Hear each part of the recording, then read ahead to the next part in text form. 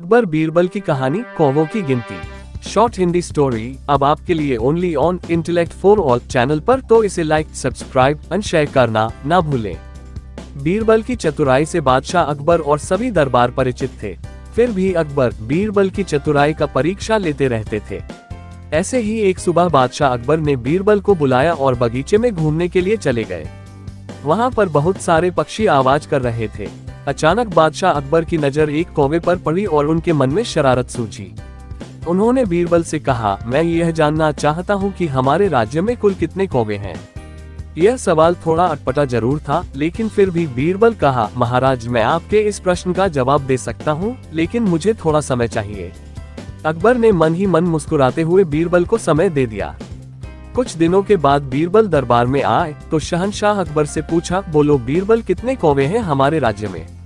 बीरबल बोले, महाराज, हमारे राज्य में करीब 323 कौवे हैं। यह सुनते ही सभी दरबारी बीरबल को देखने लगे। फिर बादशाह अकबर बोले, अगर हमारे राज्य में कौवों की संख्या इससे ज्यादा हुई तो। बीरबल बोले, हो सकता है कि महाराज कुछ कौवे हमारे राज्य में अपने रिश्तेदारों के यहाँ आए हों। इस पर बादशाह अकबर ने कहा, अगर कम हुए तो। तब बीरबल बोले, हो सकता है कि हमारे राज्य के कौवे दूसरे देश अपने रिश्तेदारों के यहाँ गए हों। जैसे ही बीरबल ने यह बात कही, पूरा दरबार ठहाकों से गूंज उठा और एक बार फिर बीरबल अपनी बुद्धि के कारण प्रशंसा के पात्र बन गए।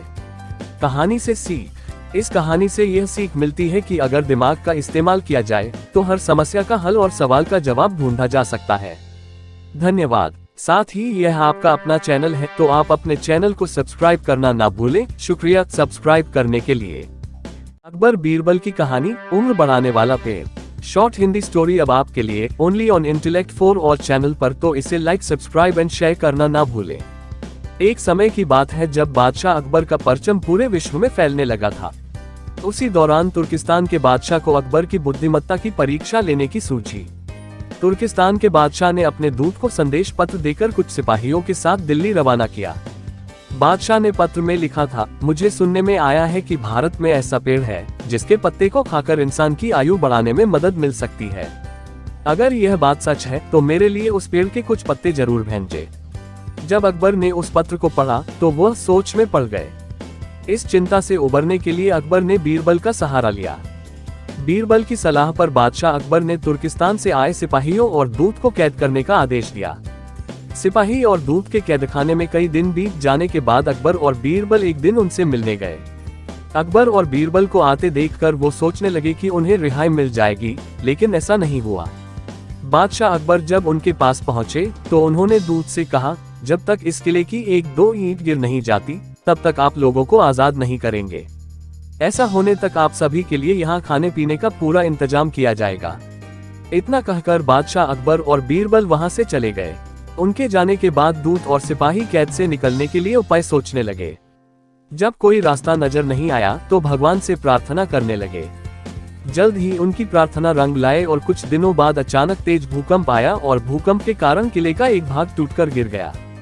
यह घटना के बाद दूत ने अकबर के पास किले की दीवार गिरने की खबर भिजवाई। यह खबर सुनते ही बादशाह अकबर को अपना वादा याद आया और उन्होंने तुर्किस्तान के दूत व सिपाहियों को दरबार में प्रस्तुत होने का आदेश दिया। उनके दरबार में पहुंचते ही बादशाह अकबर बोले, अब तो आप सबको अपने बादशाह के द्वारा भेजे गए पत्र का उत्तर मिल गया होगा। अगर अब भी आपको समझ नहीं आया है तो मैं समझा देता हूँ। तुम सिर्फ 100 लोग हो और तुम्हारी आह सुनकर किले का एक हिस्सा गिर गया, तो सोचो जिस देश में हजारों लोगों पर अत्याचार होते हैं उस देश के बादशाह की आयु कैसे बढ़ेगी। लोगों की आह से उसका पतन तो निश्चित है। हमारे भारत देश में किसी गरीब पर अत्याचार नहीं होता, यही होता है आयुवर्धक वृक्ष।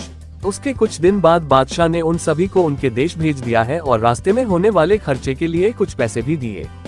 दूत ने तुर्किस्तान पहुंचकर भारत में घटित सारी बात विस्तार से बादशाह को बताए। अकबर बीरबल की बुद्धिमत्ता देखकर तुर्किस्तान के बादशाह ने दरबार में उनकी बहुत प्रशंसा की। कहानी से सीख। इस कहानी से यह सीख मिलती है कि सभी के साथ प्रेम से रहना चाहिए और कमजोर पर अत्याचार नहीं करना चाहिए। साथ ही वही देश तरक्की करता है जहां प्रजा सुखी रहती है। धन्यवाद। साथ ही यह आपका अपना चैनल है, तो आप अपने चैनल को सब्सक्राइब करना ना भूलें। शुक्रिया सब्सक्राइब करने के लिए। अकबर बीरबल की कहानी चोर की दाढ़ी में तिनका। शॉर्ट हिंदी स्टोरी अब आपके लिए only on intellect for all channel पर, तो इसे लाइक, सब्सक्राइब एंड शेयर करना ना भूलें। बच्चों, अकबर और बीरबल के कई कहानियां प्रसिद्ध हैं। यह कहानियों सभी के दिल में अपनी छाप छोड़ने के साथ साथ अच्छी शिक्षा देना का भी काम करती हैं। उन्हीं में से एक है चोर की दाढ़ी में तिनका। एक बार की बात है, बादशाह अकबर की सबसे प्यारी अंगूठी अचानक गुम हो गई थी। बहुत ढूंढने पर भी वह नहीं मिली। इस कारण बादशाह अकबर चिंतित हो जाते हैं और इस बात का जिक्र बीरबल से करते हैं। इस पर बीरबल महाराजा अकबर से पूछते हैं, महाराज, आपने अंगूठी कब उतारी थी और उसे कहाँ रखा था? बादशाह अकबर कहते हैं, मैंने नहाने से पहले अपनी अंगूठी को अलमारी में रखा था और जब वापस आया तो अंगूठी अलमारी में नहीं थी। फिर बीरबल अकबर से कहते हैं, तब तो अंगूठी गुम नहीं, चोरी हुई है और यह सब महल में साफ सफाई करने वाले किसी कर्मचारी ने ही किया होगा। यह सुनकर बादशाह ने सभी सेवकों को हाजिर होने को कहा। उनके कमरे में साफ सफाई करने के लिए कुछ 5 कर्मचारी तैनात थे और 5 हाजिर हो गए। सेवकों के हाजिर होने के बाद बीरबल ने उन सभी को कहा, महाराज की अंगूठी चोरी हो गई है जो अलमारी में रखी थी। अगर आप में से किसी ने उठाए हैं तो बता दे, वरना मुझे अलमारी से ही पूछना पड़ेगा। फिर बीरबल अलमारी के पास जाकर कुछ फुसफुसाने लगे। इसके बाद मुस्कुराते हुए 5 सेवकों से कहा, चोर मुझसे बच नहीं सकता है, क्योंकि चोर की दाढ़ी में तिनका है। यह बात सुनकर उन 5 में से एक ने सबसे नजर बचाकर दाढ़ी में हाथ फेरा, जैसे कि वह तिनका निकालने की कोशिश कर रहा हो। इसी बीच बीरबल की नजर उस पर पड़ गई और सिपाहियों को तुरंत चोर को गिरफ्तार करने का आदेश दिया। जब बादशाह अकबर ने उससे सख्ती से पूछा तो उसने अपना गुनाह काबूल कर लिया और बादशाह की अंगूठी वापस कर दी। बादशाह अकबर अपनी अंगूठी पाकर बेहद प्रसन्न हुए। चोर की दाढ़ी में तिनका कहानी से सीख। इस कहानी से यह सीख मिलती है कि ताकत की जगह दिमाग का इस्तेमाल करने से हर समस्या का हल मिल सकता है। धन्यवाद। साथ ही यह आपका अपना चैनल है, तो आप अपने चैनल को सब्सक्राइब करना ना भूलें। शुक्रिया सब्सक्राइब करने के लिए।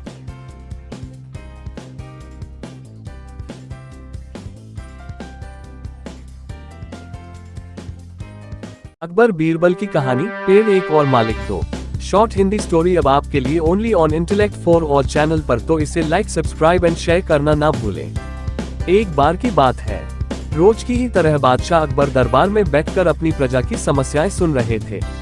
सभी लोग अपनी अपनी समस्याएं लेकर बादशाह के सामने हाजिर हो रहे थे और तभी राघव व केशव नाम के 2 पड़ोसी अपनी समस्या लेकर दरबार में आए। इन दोनों की समस्या की जड़ था इन दोनों घर के बीच मौजूद फलों से लबालब भरा आम का पेड़। मामला आम के पेड़ के मालिकाना हक को लेकर था। राघव कह रहा था कि पेड़ उसका है और केशव झूठ बोल रहा है। वहीं केशव का कहना था कि वह पेड़ का असली मालिक है और राघव झूठा है। पेड़ 1 और मालिक 2 का मामला बहुत उलझा हुआ था और दोनों में से कोई भी हार मानने को तैयार नहीं था। दोनों पक्षों की बातें सुनकर और सोच विचार करने के बाद बादशाह अकबर ने यह मामला अपने नवरत्नों में से एक बीरबल को सौंप दिया। मामले को सुलझाने और सच्चाई का पता लगाने के लिए बीरबल ने एक नाटक रचा। उस शाम बीरबल ने 2 सिपाहियों से कहा कि वे राघव के घर जाएं और कहें कि उसके आम के पेड़ से आम चोरी हो रहे हैं। उन्होंने 2 सिपाहियों को केशव के घर जाकर भी यही संदेश देने को कहा। साथ ही बीरबल ने कहा कि यह संदेश देने के बाद वो उनके घर के पीछे छिपकर देखे कि राघव और केशव क्या करते हैं। बीरबल ने यह भी कहा कि राघव और केशव को पता नहीं लगना चाहिए कि तुम उनके घर आम की चोरी की सूचना लेकर जा रहे हो। सिपाहियों ने बिल्कुल वैसा ही किया जैसा बीरबल ने कहा। 2 सिपाही केशव के घर गए और 2 राघव के घर। जब वो वहां पहुंचे तो उन्हें पता चला कि राघव और केशव दोनों ही घर में नहीं थे, तो सिपाहियों ने उनकी पत्नियों को यह संदेश दे दिया। जब केशव घर पहुंचा तो उसकी पत्नी ने उसे आम की चोरी की सूचना दी। यह सुनकर केशव ने कहा, अरे भाग्यवान, खाना तो खिला दो। आम के चक्कर में अब क्या भूखा बैठा रहूं? और कौन सा वह पेड़ मेरा अपना है? चोरी हो रही है तो होने दो, सुबह देखेंगे। यह कहकर वह आराम से बैठकर खाना खाने लगा। वहीं जब राघव घर आया और उसकी पत्नी ने यह बात उसे बताई तो वह उल्टे पैर पेड़ की तरह दौड़ पड़ा। उसकी पत्नी ने पीछे से आवाज लगाई, अरे खाना तो खा लीजिए। जिस पर राघव ने कहा, खाना तो सुबह भी खा सकता हूँ, लेकिन अगर आज आम चोरी हो गए तो मेरे पूरे साल की मेहनत पर पानी फिर जाएगा। सिपाहियों ने दोनों के घर के बाहर छिपकर यह सारा नजारा देखा और वापस दरबार जाकर बीरबल को बताया। अगले दिन दोनों फिर से दरबार में हाजिर हुए। उन दोनों के सामने बीरबल ने बादशाह अकबर से कहा, जहाँ पना सारी समस्या की जड़ वो पेड़ है, क्यों न हम वो पेड़ ही कटवा दें। न रहेगा बांस, न बजेगी बांसुरी। बादशाह अकबर ने इस बारे में राघव और केशव से पूछा, इस बारे में आप दोनों का क्या ख्याल है? इस पर केशव ने कहा, हुजूर आपकी हुकूमत है, आप जैसा कहेंगे मैं उसे चुपचाप स्वीकार कर लूंगा।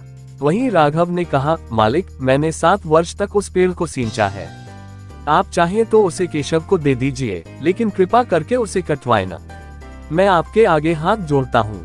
उन दोनों की बात सुनकर बादशाह अकबर ने बीरबल की तरह देखा और कहा, अब आपका क्या कहना है बीरबल? इसके बाद बीरबल ने बादशाह को बीती रात का किस्सा सुनाया और मुस्कुराते हुए कहा, हुजूर पेड़ एक और मालिक 2, ऐसा कैसे हो सकता है? कल रात हुई घटना और आज हुई इस बात के बाद यह साबित हो चुका है कि राघव ही पेड़ का असली मालिक है और केशव झूठ बोल रहा है। यह सुनकर बादशाह ने बीरबल को शाबाशी दी। उन्होंने अपने हक के खातिर लड़ने के लिए राघव को बधाई दी और चोरी करने व झूठ बोलने के लिए केशव को जेल में बंद करने का आदेश दिया। कहानी से सीख, एक पेड़ और 2 मालिक। कहानी से हमें यह सीख मिलती है कि परिश्रम किए बिना छल से किसी और की चीज चुराने का अंजाम बुरा होता है। धन्यवाद। साथ ही यह आपका अपना चैनल है तो आप अपने चैनल को सब्सक्राइब करना ना भूलें। शुक्रिया सब्सक्राइब करने के लिए।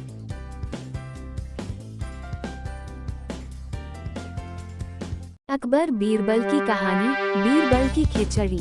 शॉर्ट हिंदी स्टोरी अब आपके लिए only on intellect for all channel पर, तो इसे लाइक, सब्सक्राइब एंड शेयर करना ना भूलें। सर्दियों का मौसम था। बादशाह अकबर अपने बागीचे में बीरबल व एक अन्य मंत्री के साथ टहल रहे थे। टहलते हुए बादशाह अकबर ने अपने मंत्री से कहा, इस साल कुछ ज्यादा ही ठंड पड़ रही है। महल से बाहर निकलने में भी ठंड से हालत खराब हो रही है। मंत्री ने बादशाह की बात का जवाब देते हुए कहा, जी हुजूर, बिल्कुल सही फरमाया आपने। इस साल तो इतनी ठंड पड़ रही है कि जनता ने घर से बाहर निकलना बहुत कम कर दिया है। टहलते टहलते बादशाह अकबर बगीचे में बने तालाब के किनारे जा पहुँचे। जैसे ही उन्होंने अपना हाथ पानी में डाला, उन्हें एहसास हुआ कि पानी बर्फ जैसा ठंडा है। पानी से हाथ बाहर निकालते हुए अकबर ने कहा, सही कह रहे हैं आप, इतनी ठंड में कौन घर से बाहर निकलेगा। बीरबल को चुपचाप देखकर बादशाह ने बीरबल से पूछा, इस बारे में आपका क्या ख्याल है बीरबल? बीरबल ने सिर झुकाते हुए कहा, माफी चाहता हूँ हुजूर, इस बारे में मेरा ख्याल थोड़ा अलग है। मैं आप दोनों की बात से सहमत नहीं हूँ। अकबर ने आश्चर्यचकित होकर बीरबल से पूछा, अच्छा तो हमें भी बताइए क्या ख्याल है आपका? बीरबल ने कहा, हुजूर मेरा मानना है कि एक गरीब व्यक्ति के लिए पैसा सबसे ज्यादा जरूरी है। उसे इस बात से कोई फर्क नहीं पड़ता कि मौसम कितना ठंडा है या गर्म। अकबर ने हैरान होकर बीरबल से कहा, तो आप यह कह रहे हैं कि इस कड़ाके की सर्दी में भी एक गरीब आदमी कोई भी ऐसा काम करने को तैयार हो जाएगा जिससे उसे पैसा मिल सके? बीरबल ने कहा, जी हुजूर, मैं यही कह रहा हूँ। बादशाह अकबर ने बीरबल को चुनौती देते हुए कहा, तो ठीक है, अगर आपने बर्फ जैसे पानी से भरे इस तालाब में किसी को रात भर खड़ा रखकर इस बात को प्रमाणित कर दिया, तो हम आपके लाए हुए गरीब व्यक्ति को 20 सोने के सिक्के इनाम में देंगे। बादशाह की बात से सहमति जताते हुए बीरबल ने अगले दिन एक गरीब व्यक्ति को पेश करने का वादा किया।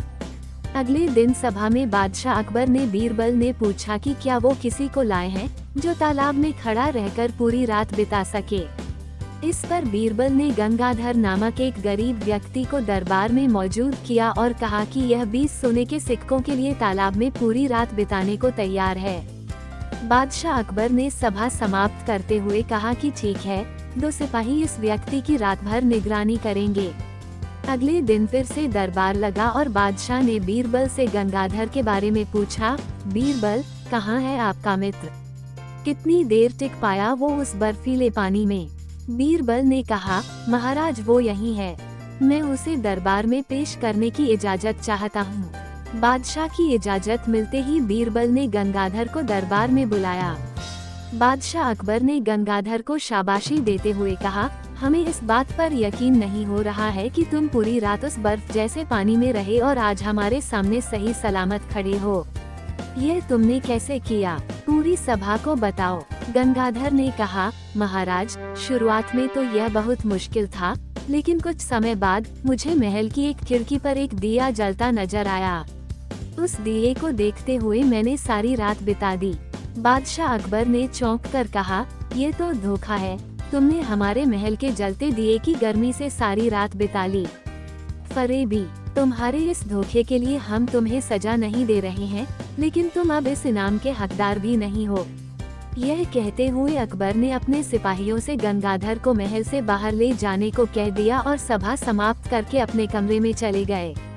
अगले दिन रोज की तरह सभा लगी। जब बादशाह अकबर सभा में आए तो उन्होंने देखा कि सभी दरबारी अपनी अपनी जगह पर मौजूद थे, सिवाय बीरबल के। बादशाह ने एक सिपाही से पूछा कि बीरबल कहाँ है, तो उसने बताया कि वो आज महल नहीं आए हैं। बादशाह ने सिपाही से कहा कि वो तुरंत बीरबल के घर जाए और उन्हें लेकर आए। कुछ समय बाद सिपाही अकेले ही दरबार में लौट आया। बादशाह के पूछने पर सिपाही ने बताया, बीरबल अपने घर में खाना पका रहे हैं और उन्होंने कहा है कि खाना पूरी तरह पक जाने के बाद ही वो दरबार आएंगे। सिपाही की यह बात सुनकर बादशाह सोच में पड़ गए, क्योंकि आज से पहले कभी भी बीरबल ने महल आने में देर नहीं की थी। अकबर को कुछ संदेह हुआ और उन्होंने बीरबल के घर जाने का निर्णय लिया। जब बादशाह अकबर बीरबल के घर पहुंचे तो उन्होंने देखा कि बीरबल ने एक ऊंची खूंटी पर एक हांडी टांग रखी है और उसके नीचे जमीन पर लकड़ियां जला रखी हैं। बादशाह आश्चर्यचकित हो गए और बीरबल से पूछा कि वह क्या कर रहे हैं। इस पर बीरबल ने जवाब दिया कि वह अपने भोजन के लिए खिचड़ी पका रहे हैं। बादशाह अकबर ने कहा, क्या तुम पागल हो गए हो? यह खिचड़ी कैसे पक सकती है? तुमने हांडी को इतने ऊपर टांग रखा है और आग नीचे जल रही है। ऐसे में खिचड़ी पकने के लिए हांडी तक गर्मी कैसे पहुंचेगी? इस बात पर बीरबल ने बहुत आराम के साथ बादशाह से कहा, क्यों नहीं पहुंचेगी हुजूर? जब महल की खिड़की पर रखे एक दिए से गंगाधर को गर्मी मिल सकती है, तो मेरी खिचड़ी की हांडी तो फिर भी आग के बहुत नजदीक है। बीरबल की बात सुनकर बादशाह हैरान हो गए और मुस्कुराते हुए कहा, हम तुम्हारी बात अच्छी तरह समझ गए बीरबल। इसके बाद उन्होंने गंगाधर को महल में बुलवाया और उसे 20 सोने के सिक्कों का इनाम दिया। बीरबल की चतुराई के लिए उन्होंने बीरबल को भी इनाम दिया। कहानी से सीख। बच्चों, बीरबल की खिचड़ी की कहानी से हमें यह सीख मिलती है कि दूसरों की सफलता के पीछे किए गए परिश्रम को जाने बगैर उनके बारे में राय नहीं बनानी चाहिए। धन्यवाद। साथ ही यह आपका अपना चैनल है, तो आप अपने चैनल को सब्सक्राइब करना ना भूलें। शुक्रिया सब्सक्राइब करने के लिए। अकबर बीरबल की कहानी। अकबर बीरबल के सवाल जवाब।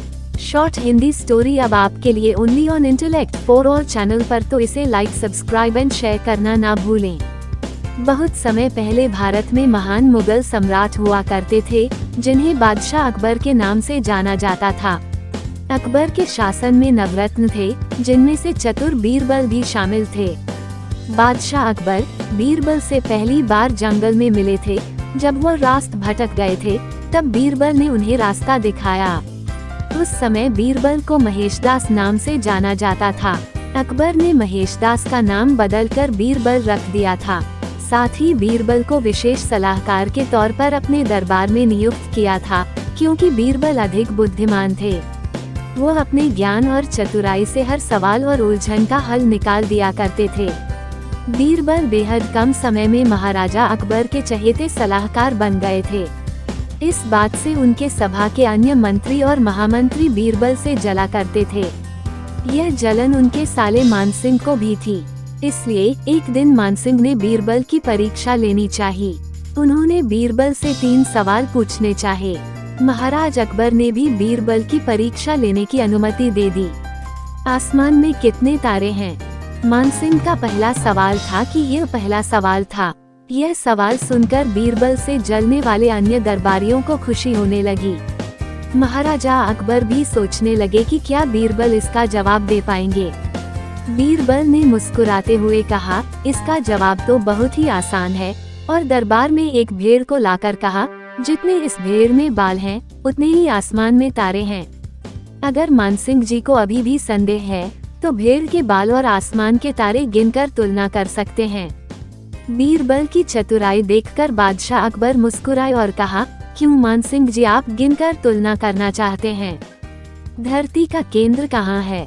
मानसिंह का अगला सवाल सुनकर बीरबल ने तुरंत जवाब दिया, जहां आप खड़े हैं वही धरती का केंद्र है।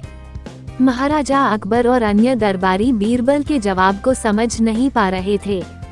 फिर जहां मानसिंह खड़े थे वहां बीरबल ने एक रेखा खींचकर लोहे की छड़ी गाड़ दी और कहा, यही धरती का केंद्र है। अगर किसी को मेरी बात पर यकीन न हो तो वह खुद धरती को माप सकता है। बीरबल की चतुराई देखकर मानसिंह सोच में पड़ गए थे। फिर मानसिंह ने एक पहेली को सुलझाने के लिए कहा। मानसिंह का तीसरा सवाल, एक परख है सुंदर मूरत, जो देखे वो उसी की सूरत। फिक्र पहेली पाई न, बोझन लागा आई न। बीरबल पहेली को दोहराते हुए उसके बारे में गौर से सोचने लगे। काफी सोचने के बाद बीरबल कहते हैं, ये तो बहुत ही आसान पहेली है मानसिंह जी, इसका उत्तर तो पहेली में ही है। इसका उत्तर आईना है, जिसमें आईने के सामने खड़ा इंसान एक सुंदर मूरत है। आईने में उसे अपनी सूरत दिखाई देती है। बीरबल ने मानसिंह के सभी सवालों का जवाब बड़े चतुराई से दिया। यह देखकर बादशाह अकबर बहुत खुश हुए और मानसिंह से कहा, क्यों मानसिंह जी, आपको आपके सवालों का जवाब मिल गया ना। अकबर बीरबल की कहानी से सीख। इस कहानी से यह सीख मिलती है कि किसी भी सवाल का जवाब दिया जा सकता है। बस अपने दिमाग पर भरोसा होना चाहिए और संयम से काम लेना चाहिए। धन्यवाद। साथ ही यह आपका अपना चैनल है तो आप अपने चैनल को सब्सक्राइब करना ना भूलें। शुक्रिया सब्सक्राइब करने के लिए। अकबर बीरबल की कहानी, बीरबल ने चोर को पकड़ा। शॉर्ट हिंदी स्टोरी अब आपके लिए only on intellect for all channel पर, तो इसे लाइक, सब्सक्राइब एंड शेयर करना ना भूलें। यह कहानी बादशाह अकबर के जमाने की है। एक बार एक व्यापारी अपने किसी काम से कुछ दिनों के लिए प्रदेश से दूर गया हुआ था। जब वह अपना काम खत्म करके घर पहुंचा, तो देखता है कि उसकी पूरी तिजोरी खाली है। उसकी मेहनत की सारी कमाई चोरी हो चुकी है। व्यापारी घबरा गया और उसने अपने घर के सारे नौकरों को बुलाया। व्यापारी के घर में कुल 5 नौकर थे। व्यापारी की एक आवाज पर सारे नौकर उसके सामने आकर खड़े हो गए। व्यापारी ने उनसे पूछा, तुम लोगों के होते हुए घर में इतनी बड़ी चोरी कैसे हो गई? जब चोर आकर मेरी पूरी तिजोरी साफ कर गया, उस समय कहाँ थे सब के सब? एक नौकर ने जवाब दिया, हमें नहीं पता ये चोरी कब हुई मालिक, हम सो रहे थे। उसकी यह बात सुनकर व्यापारी गुस्से से आग बबूला हो उठा और बोला, मुझे तो लगता है कि तुम 5 में से किसी एक ने ही चोरी की है। तुम्हारा हिसाब अब बादशाह अकबर ही करेंगे। यह कहता हुआ वो महल की ओर चल पड़ा। बादशाह अकबर अपने दरबार में बैठकर जनता की समस्या सुन रहे थे कि तभी व्यापारी वहां पहुंच गया। व्यापारी ने कहा, न्याय हुजूर, न्याय, मेरी समस्या को दूर करें। बादशाह ने पूछा, क्या हुआ? कौन हो तुम और क्या है तुम्हारी समस्या? व्यापारी बोला, मैं आप ही के राज्य में रहने वाला एक व्यापारी हूँ महाराज। एक जरूरी काम से कुछ दिनों के लिए प्रदेश से बाहर गया था। जब वापस आया तो मेरी सारी तिजोरी लुट चुकी थी। मैं बर्बाद हो गया हुजूर, मेरी मदद करें। यह सुनकर बादशाह ने व्यापारी से कुछ सवाल पूछे, जैसे कितना सामान चोरी हुआ, क्या उसे किसी पर शक है आदि। सवालों के जवाब मिलने के बाद अकबर ने व्यापारी का मामला बीरबल को सौंप दिया और कहा कि असली चोर को पकड़ने में बीरबल उसकी मदद करेंगे। अगले दिन बीरबल व्यापारी के घर पहुँचे। उन्होंने सभी नौकरों को बुलाया और उनसे पूछा कि चोरी की रात वो सभी कहाँ थे। सभी ने कहा कि वो व्यापारी के घर में ही रहते हैं और उस रात भी व्यापारी के घर में ही सो रहे थे। बीरबल ने उनकी बात मान ली और कहा, आप सभी को परेशान होने की जरूरत नहीं है। मेरे हाथ में ये 5 जादुई लकड़ियां हैं। मैं आप सभी को एक एक लकड़ी दूंगा। जो भी चोर होगा उसकी लकड़ी आज रात 2 इंच लंबी हो जाएगी और चोर पकड़ा जाएगा। हम सभी कल यहीं मिलेंगे। यह कह बीरबल ने सबसे हाथ में एक एक लकड़ी पकड़ाए और वहां से चले गए। दिन ढल गया। अगले दिन बीरबल फिर से व्यापारी के घर पहुंचे और उन्होंने सभी नौकरों को अपनी अपनी लकड़ी के साथ बुलाया। जब बीरबल ने सबकी लकड़ी देखी तो उन्होंने देखा कि एक नौकर की लकड़ी 2 इंच छोटी है। बस फिर क्या था, बीरबल ने तुरंत सिपाहियों को उस नौकर को पकड़ने का आदेश दिया। व्यापारी इस पूरी घटना को समझ नहीं पाया और असमंजस से बीरबल की तरफ देखने लगा। बीरबल ने व्यापारी को समझाया कि कोई लकड़ी जादुई नहीं थी, लेकिन चोर को इस बात का डर था कि उसकी लकड़ी 2 इंच बड़ी हो जाएगी और इस डर से उसने अपनी लकड़ी को 2 इंच काट दिया और वह पकड़ा गया। व्यापारी बीरबल की चतुराई से बहुत प्रभावित हुआ और उसका धन्यवाद किया। कहानी से सीख। बच्चों, बीरबल ने चोर को पकड़ा कहानी से हमें यह सीख मिलती है कि गलत काम चाहे जितना भी चतुराई से किया जाए, लेकिन वो सभी की नजरों में आ जाता है और उसका अंजाम हमेशा बुरा ही होता है। धन्यवाद। साथ ही यह आपका अपना चैनल है, तो आप अपने चैनल को सब्सक्राइब करना ना भूलें। शुक्रिया सब्सक्राइब करने के लिए। अकबर बीरबल की कहानी मोम का शेर, शॉर्ट हिंदी मोटिवेशनल स्टोरी अब आपके लिए only on intellect for all channel पर, तो इसे लाइक, सब्सक्राइब एंड शेयर करना ना भूलें।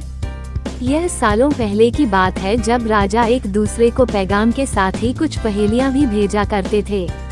ऐसे ही किसी एक राजा का दूत सर्दियों के मौसम में एक दिन मुगल साम्राज्य के बादशाह अकबर के दरबार में पहुंचा। वो अपने साथ पहेली के रूप में पिंजरे में कैद एक नकली शेर लेकर गया था। राजा ने पहेली के साथ एक पैगाम भी भेजा था। पैगाम में लिखा था कि क्या मुगल राज्य में कोई ऐसा बुद्धिमान है जो पिंजरे और शेर को छुए बिना शेर को बाहर निकाल सके। अब मुगल सम्राट अकबर सोच में पड़ गए कि आखिर शेर और पिंजरे को हाथ लगाए बिना भला शेर को कैसे बाहर निकाला जा सकता है। पहेली के साथ भेजे गए पैगाम में यह भी साफ लिखा था कि पिंजरे से शेर को बाहर निकालने के लिए एक व्यक्ति को एक ही बार मौका मिलेगा। अकबर काफी परेशान हो गए। उन्हें लगा कि यह तो बहुत मुश्किल है और अगर शेर को पिंजरे से बाहर नहीं निकाल पाए तो मुगल राज्य की काफी बदनामी भी होगी। ये सब सोचते सोचते उन्होंने दरबार में मौजूद सभी की तरफ देखते हुए पूछा, है कोई जो इस पहेली को सुलझा सके? लेकिन हर कोई इसी सोच में डूबा था कि आखिर यह संभव कैसे हो सकता। अकबर के पूछने पर जब किसी ने जवाब नहीं दिया तो उन्हें अपने वजीर बीरबल की याद आने लगी, जो सभा में मौजूद नहीं थे। उन्होंने तुरंत दरबान को भेजकर बीरबल को दरबार में हाजिर होने का आदेश भिजवाया, लेकिन अफसोस बीरबल किसी सरकारी काम से राज्य से बाहर गए हुए थे। रात भर अकबर इसी सोच में डूबे रहे कि आखिर पहेली को कैसे सुलझाया जाए। दूसरे दिन फिर दरबार लगा, लेकिन बीरबल की कुर्सी खाली देखकर अकबर उदास हो गए। बादशाह ने एक बार फिर दरबारियों से पूछा, क्या किसी के पास इस शेर को पिंजरे से बाहर निकालने की कोई तरकीब है? इतने में एक दरबान अकबर के सामने आया और उसने शेर को पिंजरे से निकालने की कोशिश की, लेकिन वो नाकामयाब रहा। दूसरे दरबान ने पहेली को सुलझाने के लिए एक जादूगर को बुलवाया, लेकिन वो भी विफल रहा। कोशिश करते करते शाम होने को आई, तभी बीरबल दरबार में पहुंच गए। अकबर को परेशान देखकर बीरबल ने पूछा, क्या बात है सम्राट, आप इतने परेशान क्यों हैं? बादशाह ने तुरंत शेर से जुड़ी पहेली के बारे में बीरबल को सब कुछ बताया। अकबर ने बीरबल से पूछा, क्या तुम इस शेर को पिंजरे से बाहर निकाल सकते हो? बीरबल ने कहा, हाँ, मैं कोशिश कर सकता हूँ। अकबर बहुत खुश हुए, क्योंकि मुगल साम्राज्य में बीरबल के जैसा बुद्धिमान और चतुर दूसरा कोई नहीं था। शेर को पिंजरे से बाहर निकालने के लिए बीरबल ने अकबर से कहा कि उन्हें 2 सुलगती हुई लोहे की छड़ व सरिये की आवश्यकता है। शहंशाह ने तुरंत इसकी व्यवस्था करने को कहा। जैसे ही बीरबल को लोहे की छड़ मिली तो उन्होंने पिंजरे को छुए बिना छड़ को अंदर पहुंचाकर उसे नकली शेर पर रख दिया। शेर लोहे की गर्म छड़ के स्पर्श में आते ही पिघलने लग गया, क्योंकि वो मोम का शेर था। देखते ही देखते पूरा शेर मोम के रूप में पिंजरे से बाहर निकल गया। बीरबल की इस अक्लमंदी पर अकबर बहुत प्रसन्न हुए। उन्होंने बीरबल से पूछा, अरे आखिर तुम्हें पता कैसे चला कि यह पिंजरे के अंदर मोम का शेर कैद है? बीरबल ने बड़ी ही नम्रता से जवाब दिया, हजूर, बस शेर को गौर से देखने की जरूरत थी। मैंने जब पहेली के बारे में जानने के बाद उसे गौर से देखा तो लगा कि यह मोम का शेर हो सकता है। साथ ही राजा ने यह भी नहीं बताया था कि शेर को कैसे बाहर निकालना है, तो मैंने उसे पिघलाकर बाहर निकाल दिया। इधर दरबार में बीरबल की जय जयकार होने लगी। उधर पहेली लेकर अकबर के दरबार पहुंचा राजदूत अपने राज्य वापस लौट गया और बीरबल के इस कारनामे के बारे में राजा को बताया। कहा जाता है कि उस दिन के बाद से राजा ने ऐसी पहेली भेजना छोड़ दिया था। मोम का शेर कहानी से सीख, अक्लमंदी से सब कुछ संभव है। हर जगह बल नहीं बल्कि बुद्धि का प्रयोग किया जाना चाहिए। दिमाग से हर समस्या का समाधान हो सकता है। धन्यवाद। साथ ही यह आपका अपना चैनल है तो आप अपने चैनल को सब्सक्राइब करना ना भूलें। शुक्रिया सब्सक्राइब करने के लिए। अकबर बीरबल की कहानी, कुएं का पानी, water in the well. Short Hindi story अब आपके लिए only on intellect for all channel पर, तो इसे लाइक, सब्सक्राइब एंड शेयर करना ना भूलें। तो चलिए शुरू करते हैं। एक किसान बहुत परेशान था। उसे अपने खेतों को सींचने के लिए पानी की जरूरत थी, इसलिए वो कई दिनों से अपनी जमीन के आसपास किसी कुएं की तलाश कर रहा था। इसी तलाश में वह घूम ही रहा था कि अचानक उसे एक कुआं दिखा। यह कुआं उसके खेतों से बहुत नजदीक था, इसलिए किसान बहुत खुश हुआ। उसने सोचा कि अब उसकी परेशानी खत्म हो गई। यह सोचकर वो खुशी खुशी घर चला गया। अगले दिन वो पानी लेने कुएं पर पहुंचा। जैसे ही उसने कुएं के नजदीक रखी बाल्टी कुएं में डाली, वहाँ एक आदमी आ धमका। वह किसान से बोला, यह कुआं मेरा है, तुम इससे पानी नहीं ले सकते। अगर तुम इस कुएं से पानी लेना चाहते हो तो तुम्हें इस कुएं को खरीदना होगा। यह बात सुनकर किसान कुछ देर रुका और फिर मन ही मन सोचने लगा कि अगर मैं इस कुएं को खरीद लूं तो मुझे कभी पानी की कमी नहीं होगी और न ही मुझे पानी के लिए इधर उधर भटकना पड़ेगा। फिर क्या था, दोनों के बीच एक रकम तय हुई। किसान के पास उतने पैसे तो थे नहीं, लेकिन वह यह मौका छोड़ना नहीं चाहता था। इसलिए किसान ने उस आदमी को अगले दिन वह रकम देने का वादा किया और घर की ओर चल दिया। किसान के लिए कुआं खरीदने का यह अच्छा मौका था, इसलिए वो इस काम में जरा भी देर नहीं करना चाहता था। घर पहुंचते ही उसने अपने करीबियों और दोस्तों से इस बारे में बात की और कुएं के लिए तय हुई रकम का इंतजाम करने में जुट गया। थोड़ी भागदौड़ और कोशिश के बाद आखिरकार उसने वह रकम जमा कर ली। अब वो पूरी तरह से निश्चिंत हो चुका था कि उसे कुआं खरीदने से कोई नहीं रोक सकता। जमा हुए पैसों को लेकर वह फिर घर चल दिया। उसे बड़ी बेसब्री से इंतजार था कि कब रात खत्म होगी और वो कुआं खरीदने जाएगा। इसी सोच में वो पूरी रात सो नहीं सका। अगले दिन सुबह होते ही वो कुआं खरीदने निकल पड़ा। उस आदमी के घर पहुंच किसान ने उसके हाथ पर पैसे रखे और कुएं को खरीद लिया। अब तो कुआं किसान का हो गया था, तो फिर उसने पानी निकालने में देर नहीं की।